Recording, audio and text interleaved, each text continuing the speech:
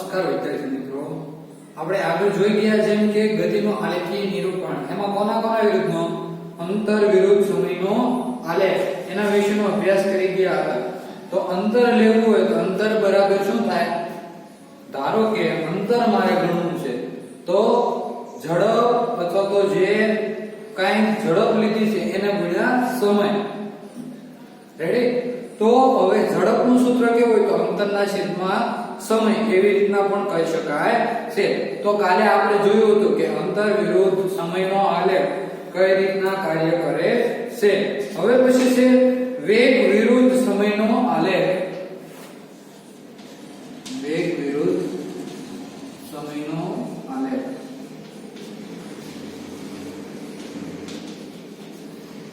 તો જો આપણને કીધું છે શું? વેગ ડેશ સમય ડેશ દર્શાવ્યું છે, તો એને હું વાંચવાનું કે વેગ વિરુદ્ધ સમયનો આલેખ દર્શાવેલો છે. હવે આપણે એના વિશેનો આ એક ગ્રાફ દોરીએ કે ઈ ગ્રાફ કઈ રીતના છે. ધારો કે ઈ ગ્રાફમાં વેગ y અક્ષ ઉપર દર્શાવેલો છે અને x અક્ષ ઉપર બધા શું દર્શાવે છે? x યા એટલે સમય.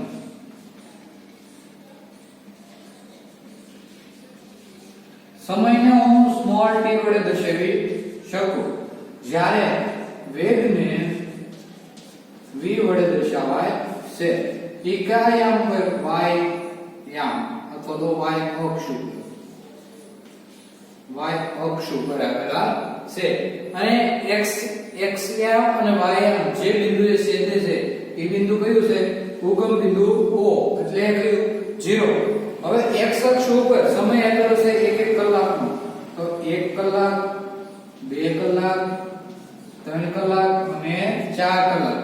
આવી રીતના 1 કલાકનો સમય આપેલો છે.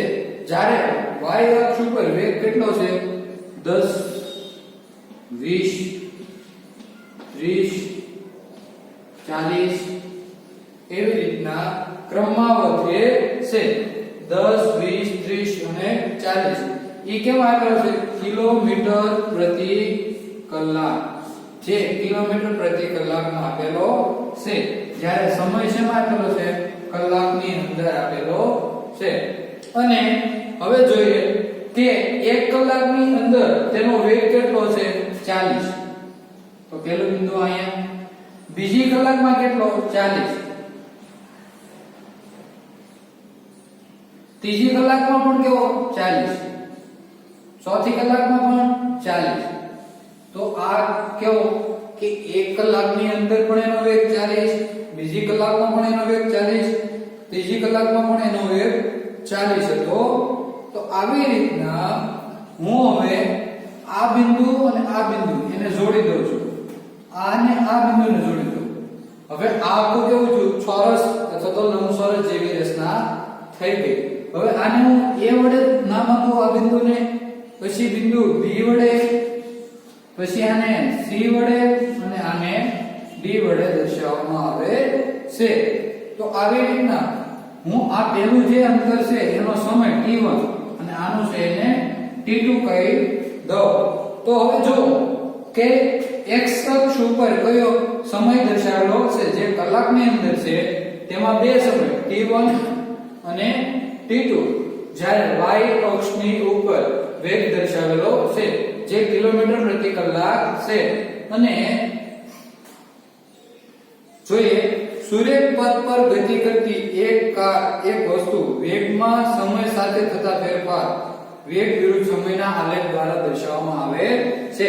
કોઈ પણ એક સૂર્ય પથ લીધો, ધારો કે આ સૂર્ય પથ હતો, એમાં શું થાય કે વેગમાં સમય સાથે ફેરફાર થાય તો કોના વિરુદ્ધ કોનો આલેખ આવે? વેગ વિરુદ્ધ સમયનો આલેખ દર્શાવવામાં આવે છે. હવે શું કરવાનું છે કે આની ઉપર x અક્ષ અને y અક્ષ એની ઉપર બે યામ આપેલા છે. x અક્ષ ઉપર સમય અને y યામ ઉપર શું આપેલો છે? વેગ દર્શાવેલો છે. તો એના આલેખમાં વેગ વિરુદ્ધ સમયના આલેખમાં એની જે ઊંચાઈ છે એનો ફેરફાર આપણે જોવાનો નથી. તો x અક્ષને સમાંતર આ સીધી રેખા દોરવાની છે. ત્યારબાદ શું કરવાનું છે કે કિલોમીટર પ્રતિ કલાકની ઝડપે શું કરે છે? કે અચળ વેગથી ગતિ કરતી આ કાર વેગ વિરુદ્ધ સમયના આલેખમાં દર્શાવેલી છે. 40 કિલોમીટર પ્રતિ કલાકના ઝડપે વેગથી ગતિ કરે છે. તો ઈ ઝડપથી ઈ હું કે એનો વેગ દર્શાવેલો છે. હવે આપણે શું કરવાનું છે કે અચળ વેગથી ગતિ કરતી વસ્તુનો વેગ અને સમયના ગુણાકાર પરથી તેનું સ્થાનાંતર મેળવવાનું છે. કે અચળ વેગથી જે ગતિ કરે છે ઈ અને આ જે સમય છે ઈ એના પરથી શું કરવાનું છે કે એના સ્થાનાંતર કેટલું કર્યું છે એનું મૂલ્ય મેળવવાનું છે. તો વેગ વિરુદ્ધ સમયનો આલેખ અને સમયની અક્ષ વડે વેગ વિરુદ્ધ સમયનો આલેખ અને સમયની અક્ષ વડે જે ઘેરાયેલો ભાગ છે એ તેનું શું કર્યું કહેવાય કે અંતર અથવા તો સ્થળાંતર. કે આ જે ઘેરાયેલો ભાગ છે એ તેનું અંતર અથવા તો એનું સ્થાનાંતર દર્શાવે છે.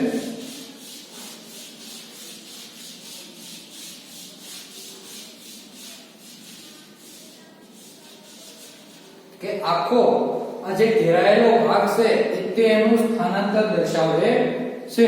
તો હવે આકૃતિની અંદર દર્શાવવાનું છે ટાઈમ t1 અને ટાઈમ t2 સમયગાળામાં કાર દ્વારા કપાયેલું અંતર આપણને દર્શાવવામાં આવેલું છે. તો ઈ કેટલું છે 40 કિલોમીટર પ્રતિ કલાકની ઝડપથી તે ગતિ કરે છે. હવે એનો વેગ જે છે એને AC એનો વેગ AC અને બીજું BD વડે કે AC અને BD આ બંને શું કરેલું છે કે એને જે વેગ છે એનો વેગ ત્યારે લીધેલો છે કયો 40 કિલોમીટર પ્રતિ કલાક અને 40 કિલોમીટર પ્રતિ કલાક. ત્યારનો એનો સમય t1 અને t2 દર્શાવેલો છે. વેગ તો સમાન છે પરંતુ સમય એમાં બદલાઈ જાય છે. તો હવે એને કાપેલું અંતર એને s વડે દર્શાવવામાં આવે છે. અથવા તો સ્થાનાંતર કેવું હોય તો સ્થાનાંતર પણ કહી શકાય છે. તો આના માટે AC એટલે આ બાજુ ગુણ્યા CD એટલે આ બાજુ. તો આ બાજુનો જે વેગ છે તે અને આનો સમય છે એનો બંનેનો ગુણાકાર કરવાથી આપણને શું મળશે એનું સ્થાનાંતર અથવા તો એનું અંતર મળશે. તો આ કેટલું છે 40 કિલોમીટર પ્રતિ કલાક. તો 40 કિલોમીટર પ્રતિ કલાકની ઝડપે ગુણ્યા CD શું દર્શાવે છે સમયનો તફાવત લેવાનો છે. તો t2 t1 તો 40 ગુણ્યા t2 કેટલા છે 4 t1 1 તો 40 ગુણ્યા 3 4 તેરીને 12 120 આ શેમાં આપેલું છે કલાકમાં આપેલું છે. તો હવે આનો આખો એકમ લેવો હોય તો આપણે કઈ રીતના કહી શકશું ધારો કે 40 કિલોમીટરના છેદમાં કલાક હતી એને ગુણ્યા t શેમાં હતો કલાકમાં હતો. તો આખું અંતર 120 કિલોમીટર અંતર કહેવાય. આ હું મેળવ્યું કે s અંતર અથવા તો સ્થાનાંતર કેટલું 120 કિલોમીટરનું સ્થાનાંતર કર્યું હશે. જ્યારે વેગ કેવો હતો અચળ હતો અને સમય સાથે બદલાતો હતો ત્યારે એને કરેલું સ્થાનાંતર કેટલું 120 કિલોમીટર મળે છે. હવે આ જે ABCD છે A B અને C અને D જે છે દર્શાવેલું છે એ કેવું લંબચોરસનું ક્ષેત્રફળ છે. કે આ જે મળે છે એ કોનું કે આ લંબચોરસ જે છે એનું ક્ષેત્રફળ મળે છે. લંબચોરસના ક્ષેત્રફળનું સૂત્ર બંને બાજુની લંબાઈ છે એનો ગુણાકાર કરવાનો છે. એટલે AB ગુણ્યા C અને D આ બંનેનો ગુણાકાર કરતા શું મળે છે કે ઈ લંબચોરસ જે છે એનું ક્ષેત્રફળ મળે છે. કે જે આપણે આખો ભાગ દર્શાવેલો છે આ sin થી ભાગ કરેલો છે એ આખો એનો ક્ષેત્રફળ દર્શાવે છે. તો આના આધારે વેગ વિરુદ્ધ સમયના આલેખના આધારે એનું સ્થાનાંતર અથવા તો અંતર કેટલું આપ્યું છે તે કહી શકાય છે. હવે બીજો હું તમને ગ્રાફ દોરી તમારે બધાએ ઘરે દોરવાનો કે આ રીતનો વેગ આપ્યો છે મીટર પ્રતિ સેકન્ડમાં અને સમય આપેલો છે t સેકન્ડમાં. અને કોઈ પણ એક વસ્તુ છે, આ વસ્તુ t1 બરાબર 2 4 6 અને 8, જ્યારે આ છે 20 40 અને 60. કોઈ પણ એક કાર છે જે 40 કિલો એટલે 60 કિલોમીટર પ્રતિ મીટર પ્રતિ સેકન્ડની ઝડપે ગતિ કરે છે અને 2 કલાકે તે 60 કિલોમીટર હતી, જ્યારે 4 કલાકે પણ 60 કિલોમીટર, 6 કલાકે પણ 60 મીટર અને 8 કલાકે પણ 60 મીટર પ્રતિ સેકન્ડની ઝડપે અથવા તો વેગે ગતિ કરે છે. તો આ જે ગતિ કરે છે એનું સ્થાનાંતર, એનું અંતર અથવા તો ઈ લંબચોરસ, આને લંબચોરસ હું ABCD કહી દઉં, A B અને C અને D. તો આ લંબચોરસનું તમારે અંતર શોધવાનું છે. તો આનું અંતર મેળવવું હોય તો શું કરવાનું કે AC બાજુ અને ગુણ્યા CD બાજુ. તો AB કેટલું છે 60 ગુણ્યા T2 - T1 8 - 2 એટલે કેટલા થશે 6. તો 40 60 ગુણ્યા 6 36 મીટર એનો અથવા તો 360 મીટર એ અંતર અથવા તો સ્થાનાંતર કર્યું કહેવાય. અથવા તો એનું શું કર્યું કહેવાય કે આખું 60 મીટરની અંદર તે આખું એનું જે ક્ષેત્રફળ મળે છે એ મળ્યું કહેવાય. તો આ જો વેગ વિરુદ્ધ સમયનો આલેખ. હવે આની અંદર વિસ્તૃત અભ્યાસ કરતા પહેલા થોડી તમને માહિતી દઈ દઉં કે વેગ વિરુદ્ધ સમયના આલેખ દ્વારા આપણને અચળ પ્રવેગી ગતિ નો અભ્યાસ પણ કરી શકીએ છીએ કે કોઈ પણ કાર અથવા તો કોઈ પણ વસ્તુ કે અચળ પ્રવેગથી ગતિ કરે છે કે નહીં એનો આપણે અભ્યાસ કરી શકીએ છીએ. ધારો કે એક કાર અને એ કારને એન્જિનની ચકાસણી કરવા માટે એક સુરેખ પથની આપણે ગણતરી કરવી જોઈએ કે ઈ એન્જિન કે ફિક્સ, ધારો કે કોક એવી રીતના કહે છે કે મારું એન્જિન એટલી ઝડપથી ગતિ કરે, ધારો કે ઈ કોઈ પણ કાર હોય અથવા તો ફોર વ્હીલ હોય, એટલી ઝડપથી ગતિ કરે તો ઈ કેવી થાય અચળ પ્રવેગી ગતિ કહેવાય છે. અને ધારો કે આપણી ગાડીની સ્પીડ કેવી કે બાંધેલી સ્પીડ 50 છે તો એ ફિક્સ કે એટલી તો હાલતી હોય, એના કરતા ઓછી કે વધારે પણ ન હાલી શકે, તો એ કેવી અચળ પ્રવેગી ગતિ કરે છે. તો આના આધારે કોઈ પણ ડ્રાઈવર બાજુમાં બેઠો છે અને 5 સેકન્ડ એનું નિરીક્ષણ કરે છે તો એનું નિરીક્ષણ કરતા એને શું કે અલગ અલગ વેગ જોવા મળે છે. હવે આ વેગ જોવા માટે એક આપણને કોષ્ટક આપેલું છે.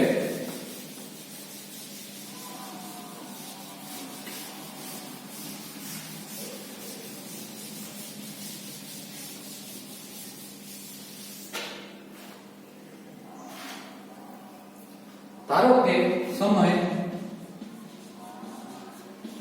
t સેકન્ડમાં છે, પછી ઈ કારનો વેગ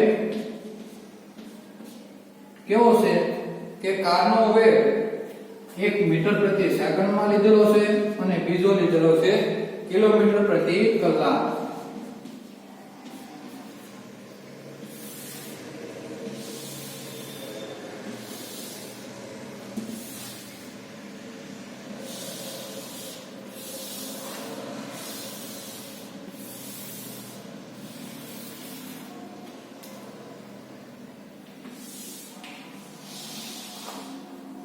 તો આ રીતના આખું કોષ્ટક છે.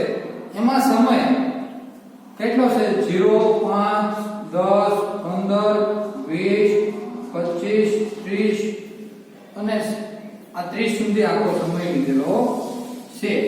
એના માટે વેગનો ફેરફારનો દર અથવા તો વેગના ફેરફારનો દર કે કાર દ્વારા કાપેલું અંતર કેટલું છે એ આપણે આપેલું છે.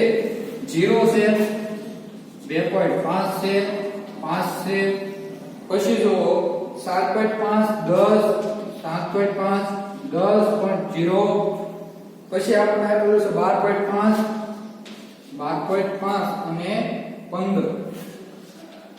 આવી રીતનો વેગ મીટર પ્રતિ સેકન્ડ માં આપેલો છે અને પાછો બીજો વેગ છે આપેલો છે કિલોમીટર પ્રતિ કલાકમાં આપેલો છે. 0 9 18 0 9 18 27 36 45 અને 56. આ રીતના એક કાર તેના વેગ સાથે મીટર પ્રતિ સેકન્ડ અને કિલોમીટર પ્રતિ કલાકની ઝડપે ગતિ કરે છે. તેના માટે લાગતો સમય 0 5 10 15 20 25 30 આવી રીતના એનો બધો સમય દર્શાવેલો છે. તો હવે આના માટે આપણે એક આલેખ દોરીએ કે આના આલેખ દ્વારા કઈ રીતના થાય. અહીંયા વેગ દર્શાવું છું અને અહીંયા સમય. આ છે y અક્ષ અને આ છે x અક્ષ. તો x અક્ષ અને y અક્ષ આવી રીતના દર્શાવેલું છે. વેગ લઉં છું અહીંયા મીટર પ્રતિ સેકન્ડ, જ્યારે સમય લઉં છું સેકન્ડ. હવે વેગ અને સમય જો આ બંને આપણને દર્શાવેલા છે. હવે વેગ અને સમય હું એ રીતના લઉં તો વેગ જો 5 5 નો ગાળો લઉં, વેગમાં 5 5 નો લઉં અથવા તો 10 લો, વેગ 10 એવી રીતના અલગ અલગ લો. 10 પછી 20 30 અને સમય 5 5 નો ગાળો 5 10 15 20 25 અને 30 અને ઉગમ બિંદુ O. હવે જો 5 સેકન્ડે કેટલું 2.5 એટલે સમથિંગ અહીંયા કે છે 5 સેકન્ડે 2.5. હવે 10 એ કેટલું થાય છે 5 એટલે ઈ અહીંયા કે છે 10 એ 5. 15 એ કેટલું 7.5 એટલે ઈ અહીં સમથિંગ અહીં મળશે. પછી 20 એ 10 એટલે આ બિંદુ કંઈક અહીંયા મળતું છે. પછી 25 એ 12.5 25 એ 12.5 એટલે સમથિંગ અહીંયા છે. અને 30 એ 15 30 એ 15 આવી રીતના આખો આપણને શું દર્શાવેલો છે કે આ પદ દર્શાવેલો છે. હવે એની અંદર 10 અને 20 આ બે હું સમય લઈ લઉં, 10 અને 20 આ બે સમય લઈ લઉં તો આના માટે આ આખો જે પ્રદેશ મળે છે આ એનું મારે શું કરવાનું છે અંતર મેળવવાનું છે. તો એનું અંતર મેળવવું હોય તો હું એને ABCD એવી રીતના દર્શાવી દઉં. અને A અને B અને C અને D અને E. A B C D અને E નું ક્ષેત્રફળ. તો આમાં ત્રિકોણ ABC AB E નું ક્ષેત્રફળ વત્તા BC D અને E નું ક્ષેત્રફળ મેળવવાનું રહેશે કે જેના આધારે આપણને શું ખબર પડે કે એને કેટલું અંતર કાપ્યું હશે. તો એના માટેનું સૂત્ર S બરાબર ત્રિકોણ AB E નું ક્ષેત્રફળ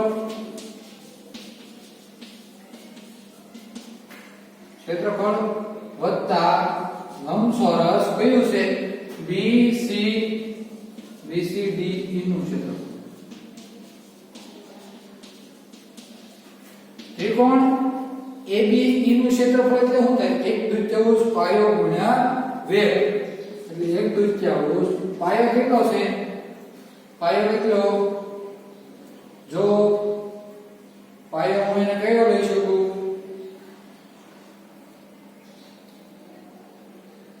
પાયો થશે E અને B ગુણ્યા વેગ કયો થશે જો વેગ કયો થશે AB. આ રીતનું શું વત્તાની નિશાની BCD E નું ક્ષેત્રફળ એટલે ED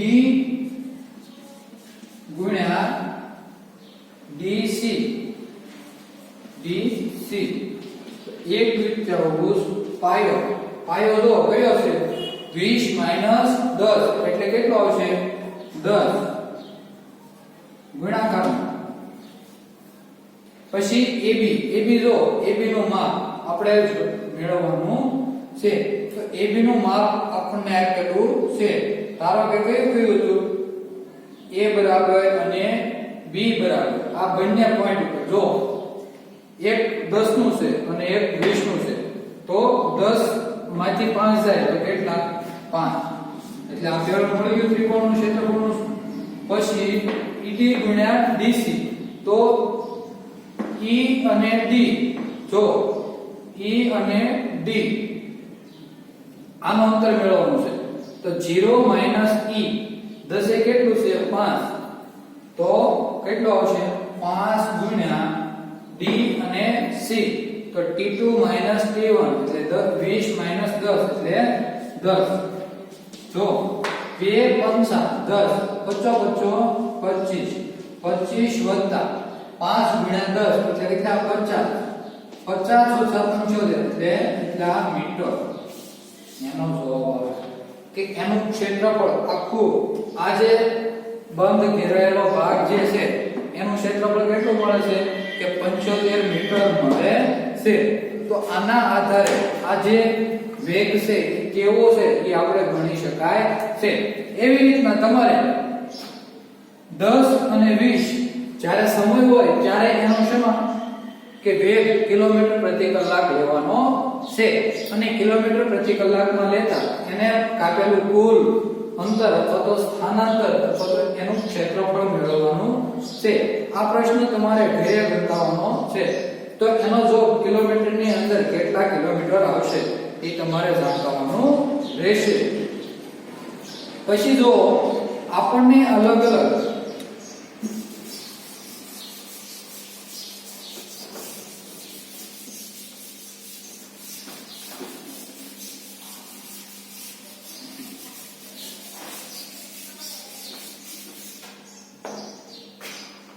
બે આકૃતિ આપેલી છે આ બે આકૃતિમાં કઈ રીતના છે કે આવી રીતના વેગ વિરુદ્ધ સમયનો આલેખ અને બીજો વેગ વિરુદ્ધ સમયનો આલેખ છે વેગ વિરુદ્ધ સમયનો આલેખ